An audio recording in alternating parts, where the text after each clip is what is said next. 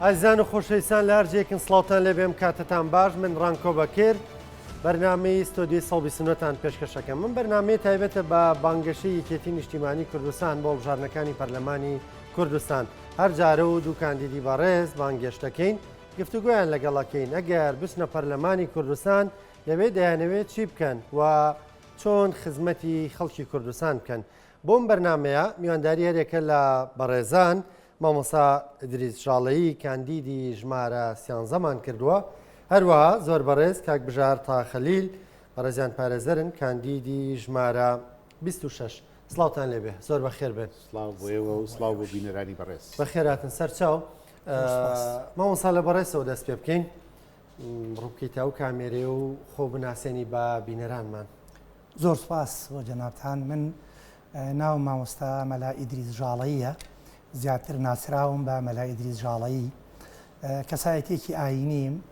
نزیکەی 30 ساڵە لە بواری ئاین و مزگەوت و وتاری ئاینی و کارە ئاینیەکانی بۆنە سڵح و ئاشتەوایی و کارە خێرەکانی بگرێدانی گرێبەستی هاوسەرگیری و کاری خێرخوازی و لەگەڵ ڕێکخراوەکانە وەکو یەکێتی زانایان لە بەدەمەوە هاتنی هەژار و لێقەوماوان و لە بواری نووسینە چەند کتێبێکم هەیە لە بواری پێکەوە ژیانی ئاشتیانەی نێوان ئاینەکان لە بواری مافەکانی ژنان و دابینکردنی ئەو مافانەی کە لە بەناوی شەرعەوەیان بەناوی دینەوە کە کللتوری پاشکەوتون کللتوری چاخە دواکەوتوەکانن ماوەتەوە بەناوی ئیسلامەوە لەسەر یاسا و شریعەتی ئیسلام حسێبن تیاکراوەوە لە بواری ڕۆشنبیری ئاینیاوە خاوەنی دەستگایەکی چاپ و بڵاوکردەوەم بە ناوی ناوەندی شار بۆ چاپ و بڵاوکردنەوە و کاری من بەڕاستی لەو بوارانایە و کار لەسەر چەسپاندنی یان پارێزگاریکردن لەو پرۆژە یاسایانە ئەەکەم کە خزمەت بە ژیانی خێزان و ماڵەکان ئەکەن و دژایەتی ئەو پرۆژە یاسایانە ئەوەستمەوە کە دژایەتی کولتور و بەها باڵەکانی کوردەواری ئەکەن. زۆر باشە مامۆستا کاک بژار بەڕێزت من بژار تەها خەلیل کوڕی هونەربەند تەها خەلیلم لە شاری سلەیمانیا لەدایک بووم و لە شاری سلەیمانیا گەورە بووم من ماوەی چەند ساڵێک وەک چارەسەری سروشتی لەگەڵ بەرکەوتوانی ئەلغام و تەقەمەنیە کارم کردووە ماوەیەکی زۆر لە خەستەخانەی ئەمەرجنسی کارم کردووە و لەوێ تاکو پلەی گەیشتن بە پلەی بەڕێوەبەری سنتەری چارەسەری سروشتیەکەی ئەوێ کارم کردووە پاشان گەشتمە و قەنەعەتەی کە دەکرێت ئێمە کارێکی کە بکەین کە خەڵکەکان نەبنن قوربانی ئەلغام و تەقەمەنی بۆیە پیشەکەم گواستەوە بۆ ناو یونۆپس لەوێ لە بواری هەڵگرتنەوەی مین و تەقەمەنیە کارم کرد هەم وەکو ڕێنیشاندەر و هەم وەکو کەسێک کە دەستنیشانی حەقلەکان بکەین و پاشان سنووریان بۆ دابنرێت و دیمارکیشن بکرێن و ئیتر خەڵک نەکەوێتە ناو حەقلەکانەوە پاشەوە پیشەکەم گواسترایەوە بۆ سنتەری کۆکردنەوەی زانیاری مرۆییەکان کە لەمە شار دیسانەوە پەیوەندی تایبەتیم هەبوو لەگەڵ کەمەندامانە و لە معاناتی کەمەندامان و لە ناسۆرەکانی کەمەندامانە کارمانە کرد و ئەو پرۆژەیانش کە دەبوو جێبەجێ بکرێن لە ژێر چەتری بەرنامەی نەوت بەرامبەر بە خۆراکی یوێن پاشەوە ژیانی خۆم گۆڕی لە ساڵی 2005ەوە چوومە بواری یاسا و لە ساڵی 2008 من کۆلیژی یاسام تەواو کرد لە ساڵی 2008ەوە تاکو ئێستا پارێزەرم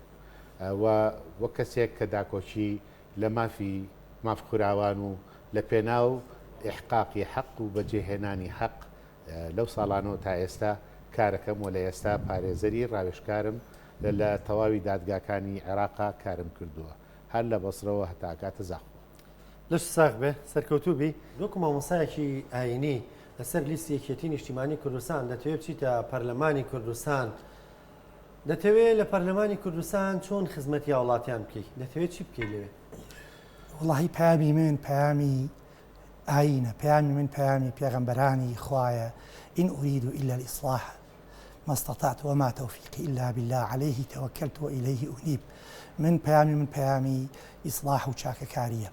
پەیامی ڕێکخستنی نێوانەکانە، پەیامی دروستکردنی خۆشەویستیە، پەیامی دروستکردنی متمانەیە لە نێوان پەرلەمان یان لە نێوان دەسەڵات و خەڵکیدا. پەیامی من پەیامی خزمەتگوزاریە بە چینە مستەزاف و هەژار و کەم دەستەکان کە ئێمە وەکو کەسایەتێکی ئاینی بە ئەرکی سەرشانی خۆمان یەزانین یەکەم دەنگمانە لەسەر ئەوان بینە وەڵام. پەیامی من پەیامی پارێزگاریکردنە لە مافی کرێکارەکان کە ڕەنگە لە زۆر بەشەوە کرێکاران زۆر جار ئەڕۆمە ناویان و زۆر جار پەیوەندیم هەیە لەگەڵیانە لە زۆر مافیان بێبەش کراون بە پێی پرۆژە یاساکانی پەرلەمان. پەیامی من پەیامی پارێزگاریکردنە وەکو ئاماژەم پێدا لە سەرەتاشدا لەو مافانەی کە خوای گەورە داوێتی بە دایک و خوشک و هاوسەر و ژین و ژیانمان کە چینەکە لەتە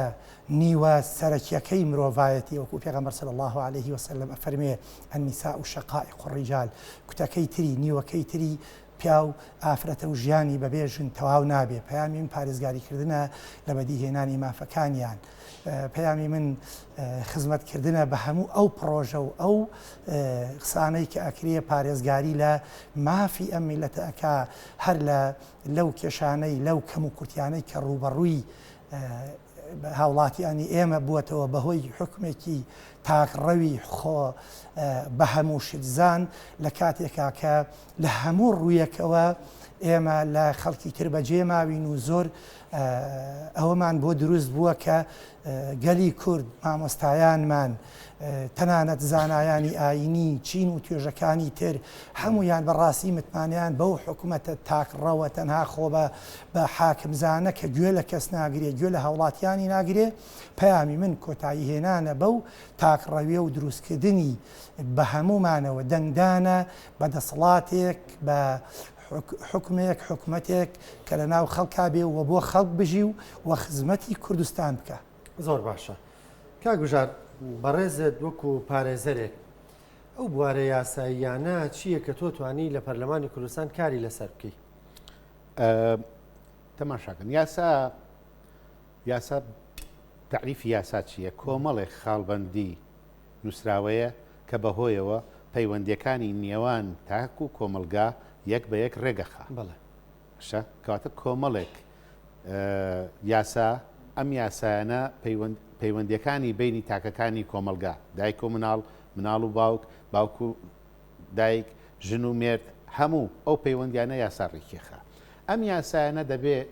هەڵنجاو بێ لە هەناوی دەستورێکەوە. ئێمە بەداخەوە لە کاتی ئێستا کوردستان دووجار ڕەشنووسی دەستور خرایە پەرلەمان خوێندنەوەی بۆ کرا و لە سەرنجامە نەگەیشت بۆی کە ئەو دەستورە پاکتاو بکرێت و بخرێتە بەردەم کۆمەڵانی خەڵکی کوردستان بۆ ئەوی دەنگی لەسەر بن. بۆچی هۆکارەکە چی بوو؟ لەبەرەوەی کە ئەو دەستورە کۆتایی بە کۆمەڵێک شتەهێنێت. ئەوەی کە کۆتایی بە تاکڕەوی ئەهێنێ، ئەوەی کۆتایی بە گەندەڵی ئەهێنێ، ئەوەی کە کۆتایی بە فەوزای سیاسی و اقتصادی و کۆمەڵایەتی ئەهێنێ تەنها یاسایە. یاسا لە هەناوی دەستورە لەدایکە بێ. باشە بە پێی یاساکی باش نییە، ینی کێ ڕێگرە لەوەی کە ئەوەی کە تۆ باست کرد جێبەجێ بکرێت؟ ئێمە مشکیلەکەمان ئەوەیە لە کوردستانە لە غیابی دەستورە کە مافی خۆیەتی بە پێی یاسای فیدراڵی کوردستان یاسای فیدراڵی خۆی هەبێ. بە دەلیلی ئەوەی کە لە ئەمریکا 51 ویلایەت هەیە. ئەم 51 ویلایەتە هەرێکە دەستوری خۆی هەیە، بەڵام لە ژێر سەقفی دەستوری وڵاتە یەکگرتوەکانی ئەمریکا خۆیە. ئێمە دەستوری عێراقیمان هەیە و دەستورێکی مدرێنیشە، دەستورێکی جوانە، دەستورێکی پەرلەمانیە، بەڵام دەستوری کوردستانمان نییە. کاتی خۆی بۆیە ڕێگری لێکرا لەبەرەوەی کە دەبوو ئەو دەستورە پەرلەمانی بێت. کاتێک کە دەستور پەرلەمانیە بێت فەسڵی سوڵتات دروست دەبێت. باشە سوڵتەی قەزایی کە پێوترێت دەسەڵاتی دادوەری، سوڵتەی تەنفیزی کە ئەنجومەنی وەزیرانە و سوڵتەی تەشریعی، سوڵتەی یاسادانن کە پەرلەمان.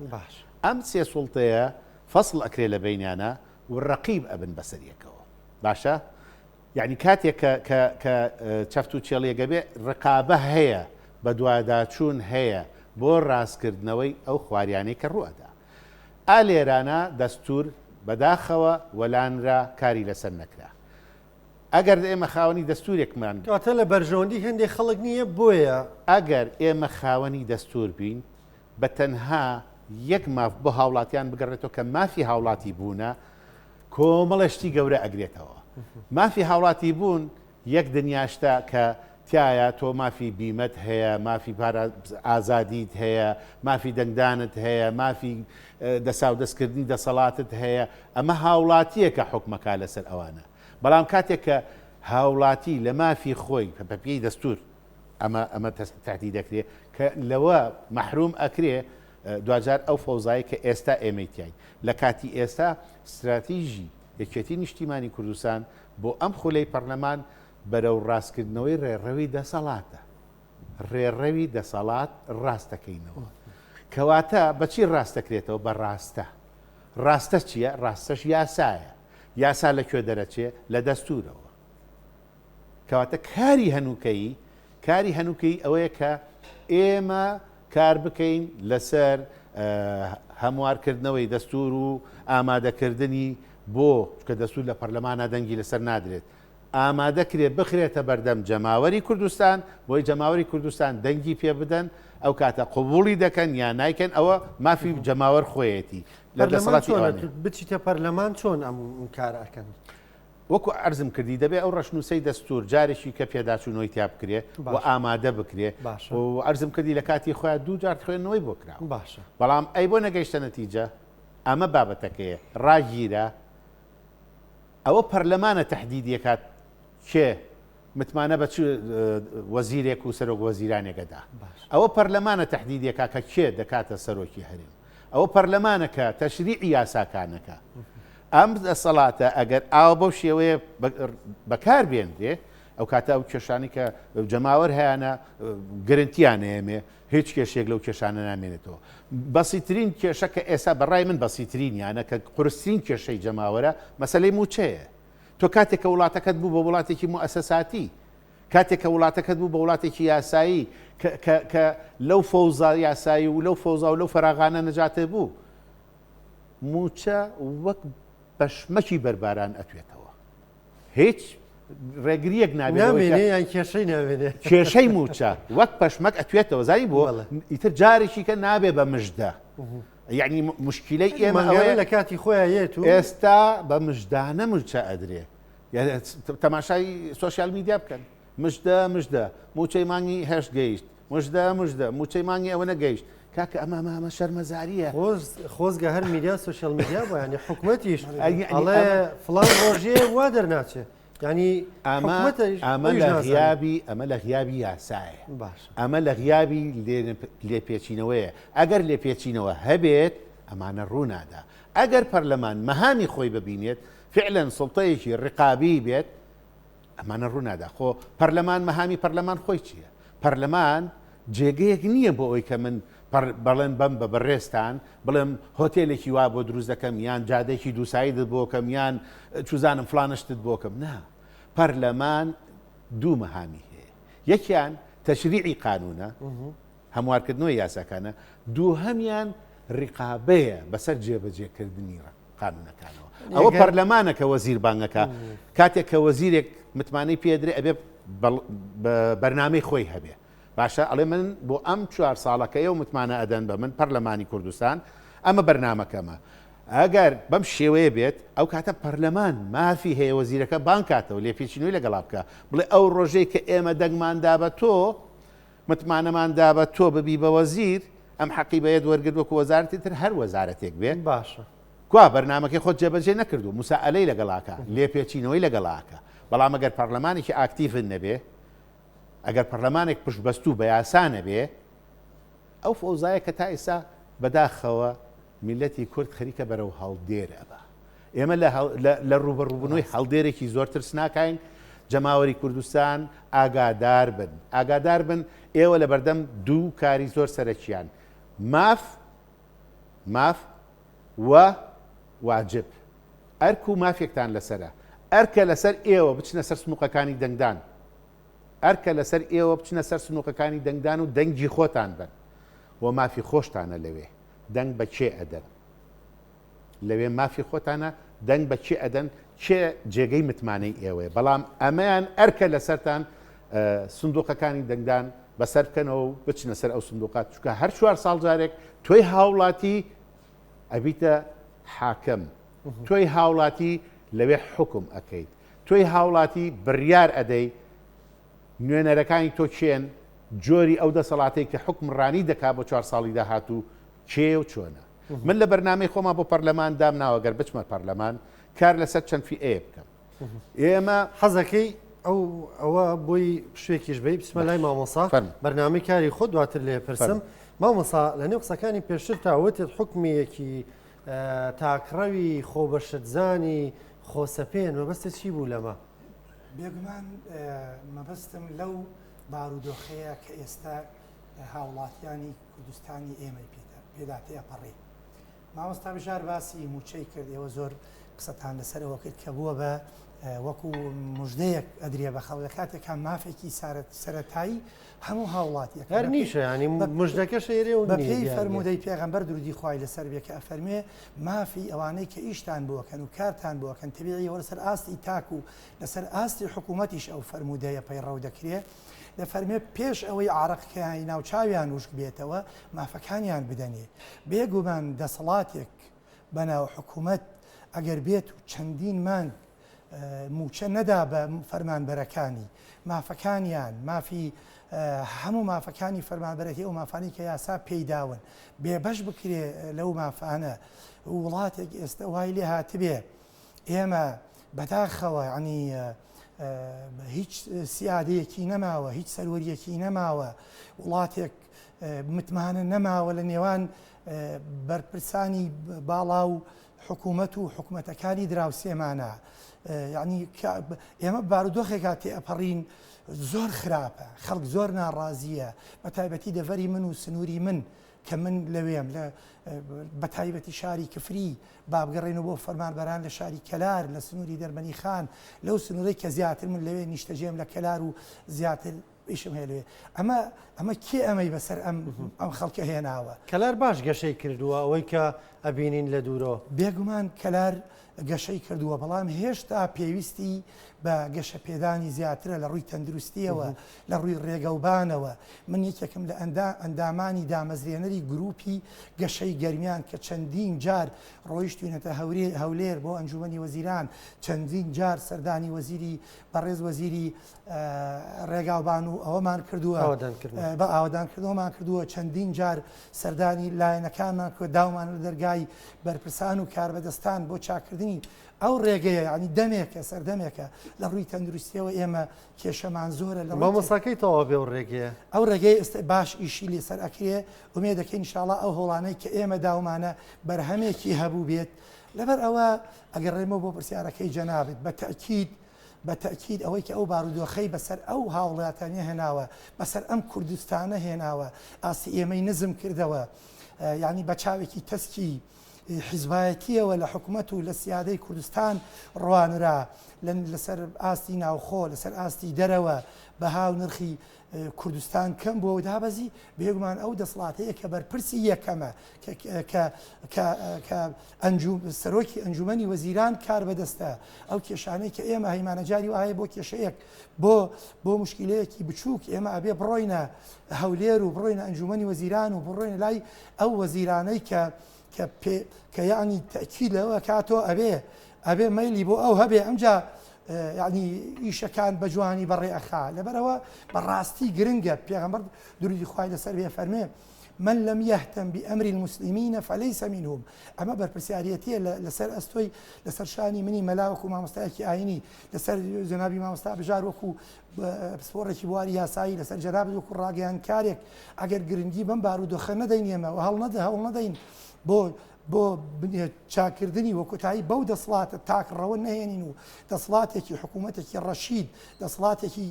خزمەتگوزار بە خەڵکی دروست نەکەین ئەو کاتە ئێمە هیچمان نەکردووە و لە فەرمانی خوش لامانداوە ئێمە چکە خوای گەورە لە ڕێگەی پێغەمبەرەکەی و درودی خوای لەسەر بێ ئەمرمان پێیەکا کە ئێمە لە ئاستی بەرپرسیارەتیا بین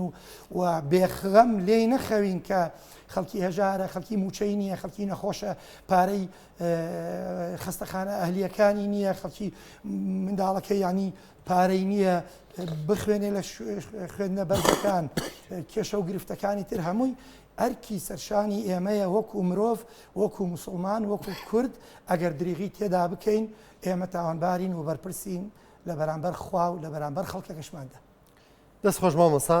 کاک بژار پێشتر وتێت بەرنامەی کاری من ئەوەیە بسمە پەرلەمان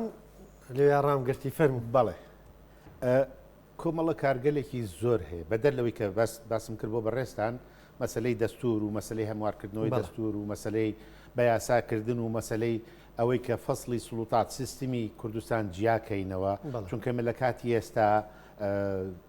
سێ سیستم هەیە لە تەواوی دنیا ئەم سێ سیستمە دنیاکان بەڕێوە بن دەسەڵاتەکان بەڕێوە بن یا سیستمی ڕئاسیە یا سیستمی پەرلەمانیە یا سیستمی کانتینە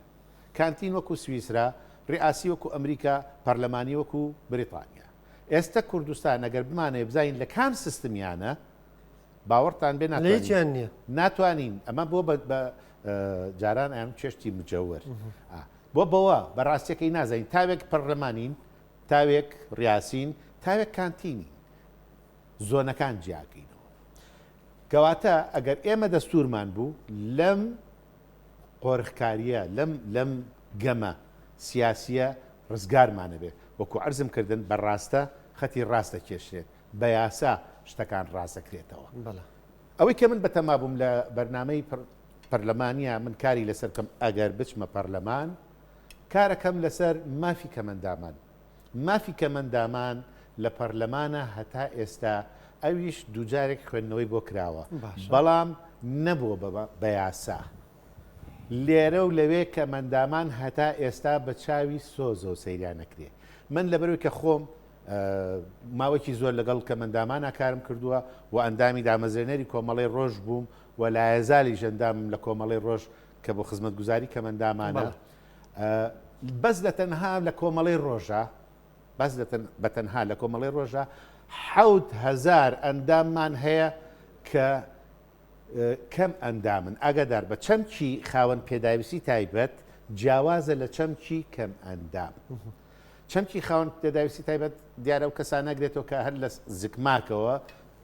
خاوەن پێداویستی تایبەتە مەسەن وەکو کەسێک کە چاوی نییە کەسێک کە گوێی تەواو نییە کەسێک کە شەلەل ئەتفالی هەیە ئەمە هەر لە لەدایکردنی ئەمانە خاوەن پێداویستی تایبەتن ئەوەی کە کەم ئەندامە بە هۆکارێک لە هۆکارەکان ئەندامێکی جستەی لەدەستداوە ئێمە لە کۆمەڵی ڕۆژ تەنها 7,000 ئەندامی کەم ئەنداممان هەیە کە قاچی و دەست و ئەوانیان نییە کە فەلێکیان نوقسانە باش ئەم پرۆژه یاسایی کە باست کرد دووجار خوێندنەوەی بۆ کراوە ئەگەر بێ بە یاسا چ خزمەتێک بۆوانەکە هەتا ئەم دقەی کە ئێمە بێکەوە لەم دیبیتە قساکەین ئەوانە بە چاوی سۆزداری تەماشاکراون چای بەزەی بە چاوی بەزەی تەماشایان کراوە من نامەوێت ئەمە قسێ بکەم کە شعوری کیشان دلی نارکەین ئێمە کاتی خۆی کە لە خەستەخانەی ئەمەرجنسی بووین کە ڕیهابیلیتیشن سنتەرمان کردەوە لە 170 ئەو کەسانی کە لەوێ ئیشیان دەکرد بە شایەتی خۆیان لە 170 ئەو کەسانی لەوێ ئیشیان دەکرد خەڵکی کەم ئەندامم وەرگرت بۆی کە ئەو کەسەی کەم ئەندام ئەبێ وا بیر نەکاتەوە لەوەی کە ئیتر تەواو ژیان بۆ ئەو قفڵە کەسێک کە کەم ئەندامە بێت نەبێت بە کەسێکی بەکارهێنەر لە جیاتی بەرهەمهێنەر ئەویش بەرهەم نتوانێ هەبێ بەرحاڵ ئەو بەرنمەیەکە ئەتوانم لە کاتی کا باسی ئەوە بکەم بەڵام ئەوەی کە من ئەمە لێرانە کاری لەسەر بکەم لە ناو پەرلەمانی کوردستانە بە یاساییکردنی مافەکانی کەمەندامان کە ئەوش دیسانەوە لە ڕێگەی دەستورەوە کرێت کاتێک کە تۆ مافی هاوڵاتیانە دابین کرد کە کۆی گشتی مافەکانت سەلماند ئەو کاتە بە یاسایی مافەکانی ئەوانیشەکەی جگەلەوە خەڵکانێک هەن لە بواری مین و تەقەمەنیا کارەکەن هەتا ئەم دقەیە پەرلەمانی کوردستان بە شێوەیە لە شێوەکان یاسایەکی تایبەتی دەرنەکردو بۆ ئەوانە ڕۆژانە ڕوبەڕووی مردنە بنەوە ڕۆژانە لەبەر سەرما و لە ڕۆژی گەرمی هەتاوە لە ژێر هەتاوە لە ژێر باران و ڕەشەبا و سەرما خەریکی هەڵگرتنەوەی مینن. ئەمانە خانەنشین نابن پێم وابێت بەڵێ قوربانێکی زۆریان هەیە. من بەداتا لە لامە ئەویش کە چەند قوربانیان هەیە باشە کە چەند شەهیدیان هەیە. بە بڕوای من کە ئەمانەی کە لەو بوارشە کارەکەن هیچیان کەمتر نییە لەوانەیە کە لە جەبهەکانە لە شەڕی دوژمنانی کورد و لە شەڕی داعشە شەهید. یعنی باوەڕتان بێ جاری وا هەیە لە جەبهەکانە خۆت توانی خۆت لادەی لە فیشەکێک، بەڵام تۆ ڕۆژانە هەموو دقەیەک تەعاملێ لەگەڵ ئەلغامایە تەلاموسی مردنەکەی دەست بۆ مردن ئەبەی. ئەنی پێ دوایە لە چوارچێوەی یاسای شەیدانە جێگەیان بکرێتەوە یان یاسای یاسایەکی تایبەت بە خۆیان هەبێت کە ئەویش پرۆژه یاسای هەیە و ڕەشنووسی هەیە و ئەو ڕەشنووسانەش لە لای منن گەر پێویست بکات لە کاتی خۆیان ڕەشنووسەکانی ژێلان. ئەمە دووفی ئەی زۆر حساس کارکردن خۆشبەختانە پرۆژه یاساکان ئامادەیە لای تۆ بەڵێ هەمووستە پەرلەمان کاری لەسەرەکەی بۆی ئەبێ لەوێ بخرێت یەکەم جار ئەبێ ئیمزای ئەندامانی پەرلەمانی بۆ کۆکەیتەوە تاوەکو خوێندنەوەی بۆ بکرێ لەوێ کە خوێندنەوەی بۆ کرا چەند جارێک ئەنجابێ بە یاسا دەنگدانی لەسەرەکرێ.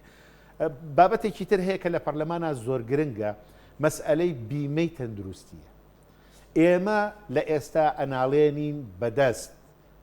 بەدەست ئەو هەموو نەهامەتی کە ڕوبەڕووی کەسێک خێزانێک دەبێتەوە کە یەکیان نەخۆش کرێت. بێنە بەر چاوی خۆت هیچ خەستەخانەیەک بەقەدەر پێویست خەستەخانە حکوومیەکان بەڵێم بە پێی پێویست نە دەرمانی تایە نە خزمەت گوزاری تایە نە خزمەتی نەخۆش کرێ. لە بەرامبەر ئەمە یاک دنیا خەستەخانەی ئەهلی کراوەتەوە. هەر باسی شاری سلەیمانیت بۆکەم وەرن بیبژێرین چەند خەستەخانەی ئەهلیمان هەیە. بابی نەرانی بەڕێز خوان حەکەم بن لێرە. ئەم خەستەخانە ئەهلیانە هەموو خزمەت گوزارێکی تایە. لە نەبوونی بیمەی تەندروستی ئەو ماڵی نەخۆشیێکێ بێکەوێتە سوال تیاچێت هەرتیاچێت یعنی ئەبێ یا ماڵەکەی بفرۆشێ یان سوال و ساقەی بۆ بکات لە ناو کەس و کارە یان سیارەی بفرۆشێ یان ناوماڵی بفرۆشێ ئەمە چی نەخۆشیێکی هەیە چارەسەریەکە. کارکردن لەسەر نەهێشتنی ئەم دیاردەیە. کارکردن لەسەر نەهێشتنی دیاردەیەکی کەش کە مەسەلەی مەکتەب و خوێندنە. خوێندنگاکانمان وێرانن سەکتەری خوێندن بەرەو وێرانبوون ئەڕوات. ئەبێ بەها بۆ مامۆستا بگەڕێتەوە. ئەبێ مامۆستاکان بەهایەکی وایان پێ بدرێ ئیحتیمامێکی وایان پێ بدرێ کە ئەوان جگەرگۆشەکانی ئەمیان لەلایە. ئەزانی هیچ کەسێک لە ئێمە نییە پێویستی بە مامۆستانە بێت، بەڵام ئەمڕۆ پلیشاوەترین بێدەسەڵاتترین چزانم داماوترین شەریحەی کۆمەلگاکەمان بۆ نەکراوترین هەر حسابیان بۆ نەکراوە کە بەداخەوە مامۆستایە کە بە نەفسێتێکی ناخۆشە بچێتە پۆلەوە جگەرگۆشەکەی من لەبەردەستی ئەوە ناتوانێت ئەمە بە پرۆژه یاسا چارەسەرە بێ دەمانە ئەمانە بە پرۆژه یاسا نیە. ئەمانە کاتێک کە تۆ پەرلەمان تەفعیل ئەبێ بە دوواداچوون ئەکە. ئەمانە کاری وەزیری پەروەردەیە ئەگەدار بن. ئەمانە کاری پەرلەمانتار نییە. پەرلەمانتار تەنها یاساکان دەرەکە. ئەمانە کاری وەزیری پەروەردەیە. کاری بەڕێز وەزیری تەندروستیە.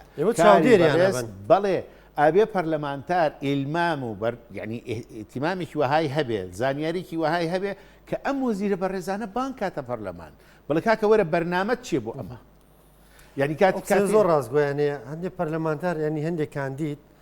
دەڵێ بەنداوتان بۆ دروست دەکەم دەڵێت بە بڕوای من هیچ پەرلەمانتارێک و هیچ کاندیدێک هەر بەڵێنێک بدا بە خەڵک جگە لەوەی کە پەرلەمان تەفعیل کاتەوە بیکا بە پەرلەمانێکی کارا پەرلەمانتارێکی چالاک مەهامی پەرلەمانتار وەکو پەرلەمانتار ببینێ کە تەشریعی قانونە و ڕقابەی لەسەر تەنفیزی قانون هەر بەڵێنێکی کە لەمە بدرێت خۆڵکردنە چاوە گەمژاندنی خەڵکە جێلاندنی خەڵکە دەستخۆش و ئەوەش خی گەورە قوبوڵی ناکە. مامۆسا بەڕێزت ئەو دوو کتێبەت پێەیە لە کۆتای پێم خۆشە باسێکی بکەیت لە ڕوانگەی بڕابوونت بە مافەکانی ژنانەوە ئەبزانێکێک لە کتێبەکان لەسەر مافی پێکەوە ژیانی بەڵێ پێکەوە ژیانی من خاوەنی عفو قسەکەشم پێ پێکەوە ژیان و هەم لەسەر ژیانی ئاشتیانە، بەڵێ. مافی ژنانی شت بەڵێ من ئەوەی کە تموح پێێتی کە بچمە پەرلەمان بنەمای کاری من دروستکردنی عەداڵەت و دادگەریە، چونکە خوای پەروەردگار ینی بە پێی فەرموودەی پێغەمبەر صلی الله عليه وسلم خوای گەورە فەرموویەتی من عادڵم و ستەم ناکەم و ستەم لە کەسیش قبول ناکەم. من کاری من لەسەر ئەوەیە کتێبەکانیشم ئێستا پێم بوو لەگەڵ قسەی جەنابەت هێنامە ئێرە من خاوەنی 4 کتێبم ئێستا دوانیانم پێ لەو 4 کتێبە یەکێکیان لەسەر التعايش السلمي في الأديان السماوية الثلاثة بێگومان کتێبێکی ترم هەیە بە ناوی التعايش السلمي واجب ثابت في المنظور الإسلامي. ئەوە کە ئەو کتێبەی کە بە باسی پێکەوە ژیانەکەم کە لە ئاینی پیرۆزی ئیسلامە فەرزێک خوا فەرزی کردووە پێویستی کردووە لەسەر هەموو مسلمانان کە پێکەوە بژین لەگەڵ خەڵکی تر. ئەوەشیان کە ئێستا باسم کرد لەگەڵ جەنابەت ناوم برد في الأديان السماوية الثلاثة دیراسەیەکی مقارنەوادە لێکۆڵنەوەیەکی بەراوردکاریە لە نێوان پەیامەکانی قورئانی پیرۆز و ئینجیل وە تەورات لە بواری پێکەوە ژیانی ئاشتیانەی نێوان ئاینەکان. من پێم وایە خوا داوای لێ کردوین پێکەوە ژیان لەگەڵ هەموو مرۆڤایەتی سەرزەوی بکەین و بە تایبەتیش پێکەوە ژیانی ڕێزگرتن و دابینکردنی عەداڵەت بۆ دوو ئاینەکەی تر کە لەگەڵمانان ئاینی مەسیحی و ئاینی یەهودی کە بڵین وەکو ئاین و وەکو خاوەندین و لەوەش گرنگتر ئێمە هەمومان کوڕی یەک وڵاتین و زۆرینەیشمان موسڵمانە زۆر گرنگە ئێمە پێکەوە ژیان بکەینە بنەمای کارمان لە پێناوی دروستکردنی حکوومەتێکی عادڵ و ڕەشید. ئەو کتێبەکەی تریشیان کە من لە 2003ەوە ئەنووسم لە گۆڤار و ڕۆژنامەکان نووسیومە لەسەر دابینکردنی مافەکانی ژنانە. ئەم کتێبەیان ئێستا کە کوشتنی ژنان لێکۆڵینەوەیکی بەراوردکاریە لە نێوان کولتور و شریعەتی ئیسلامیە زیاتر گرنگیم بە دابینکردنی عەداڵەت داوە لە جێبەجێکردنی مافەکانی ژنان وەستەم نەکردن لە ژنان. دەست خۆش بە مامۆسا کۆتاوتت بەڵێنێکی بە دەنگدەرانەدەی وەکو مامۆسایەکیانی دەزانی کە بەڵێندانە بێ بیوەیتە سەر. وڵی من ئەگەر دەرفەتم بدەی دوو قسە ئەکەم کە هەر لە زمانی ئەو بەڵێنانەیە کێداومە. یەکەمیان پێغەمبەر صلی الله عليه وسلم فەرمێ كلكم راع وكلكم مسؤول عن رعيته والإمام راع ومسؤول عن رعيته. واتە فەرمێ هەمووتان پێویستە لەسەرتان درسۆز و هەست بە غەم و درسۆزی ئەوانە بخۆن کە لە ژێر دەستی ئێوەیان و ئەوەش کە پێشەوایە یان بڵین ئەمڕۆ حکوومەتە بڵین کە پەرلەمانیش ئەوەیە کە پرۆژە یاساکان دەنگ لەسەر دروستکردنی حکوومەت و پرۆژە یاساکان ئەدا. کاری من لە پەرلەمان ئەوەیە کەوە ئێمە یان وعد و بەڵێنی من ئەوەیە کە پێویستە ئێمە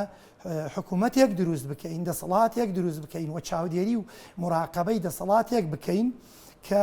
دڵسۆزی هەمووان بێ و لە ئاستی بەرپرسیارەتیا بێ و دووهەمیش بۆ هاوڵاتیان دەڵێم بە تەئکید خوای پەروەردگار لە قورئانی پیرۆزا دەفەرمێ إن الله لا يغير ما بقوم حتى يغيروا ما بأنفسهم. خوای پەروەردگار هیچ بارودۆخێک ناگۆڕێ هەتا ئێوە خۆتان بەدەستی خۆتان گۆڕانی تێدا نەکەن. من داوا ئەکەم لە دەنگدەرانی ئەم سنوورەی من سنووری شاری هەڵمەت و قوربانی پایتەختی ڕۆشنبیری شاری سلەیمانی و دەنگدەرانی هەموو شوێنەکانی تر و بە تایبەتی تریش دەڤەری گەرمیانی ئەنفال و قوربانیەکان و قەڵای سەربەرزی و سەروەری کوردستان داوایان لێ ئەەکەم دەنگم پێبن بۆ ئەوەی من بتوانم دەستم هەبێ لە گۆڕانکاری بارودۆخی ژیانی خەڵکا لە پەرلەمانەوە لە ڕێگەی پرۆژە یاسا و ڕەشنووسی ئەو پرۆژە یاسا و لە ڕێگەی چاودێریکردن و مراقبەی دەسەڵاتی تەنفیزیەوە دەنگم پێبن بەڵێنیان پێ ئەیەم کە ئەزمموی ئەو کەسایەتیم کە نزیکەی تەمەنم 55 ساڵە ئەو کەسایەتی کە دروستم کردووە لەخوا بەزیابێ ناسراوم لە ناو خەڵکا دەنگم پێبن منیش درێژە پێدەری ئەو کەسایەتیە کارە باشانم ئەبم و لە ئاستی ئەو متمانەیەشا دەبم کە پێم ئەدەن. سەرکەوتوبی مامۆساگیان کاک بژار تۆ لە خولەکێکدا چی بە دەنگدەران تەڵی؟ داواکارم لە دەنگدەرانی بەڕێز لە بینەرانی بەڕێز دەنگ بدەن بە لیستی 129 ئەگەر ڕازگۆ بم لەگەڵتانە هەتا ژمارەی دەرچوانی کاندیدانی ئێمە لە پەرلەمانە زیاد نەکات هەر بەڵێنێک کە ئەیدەین ناچێتە سەر ئەوە زۆری دەنگەکانە لە پەرلەمانە وا دەکات ئەم پرۆژانە بچێتە سەر ئەوەی کە ئێمە باسمان کرد پێویستی بە پشتگیریەکی زۆری جەماوەرە تکاتان لێ دەکەم دەنگ بدەن بە کاندیدەکانی لیستی 129 بۆی زۆرترین کاندیدمان بچێتە پەرلەمان و لە ناویشانە بەندەی مخلستان بژارتەها خەلیل کاندیدی ژمارە 26 لەسەر لیستی 129 سەرکەوتوو بن سپاس بە ئامادەبوونتان بە هیوایەوەی هەردووتان لە پەرلەمانی کوردستان ببینینەوە هەرێک لە بەڕێزان مامۆستا مەلایدری ژاڵەی کاندیدی ژمارە 13 بەڕێز کاک بژارتە خەلیل کاندیدی ژمارە 26 سپاس بە ئامادەبوونتان زۆر سپاس بەخێراتن سەر چاو زۆر سپاس خۆشەویستان تا بەرنامەیەکی تر خواتان لەگەڵ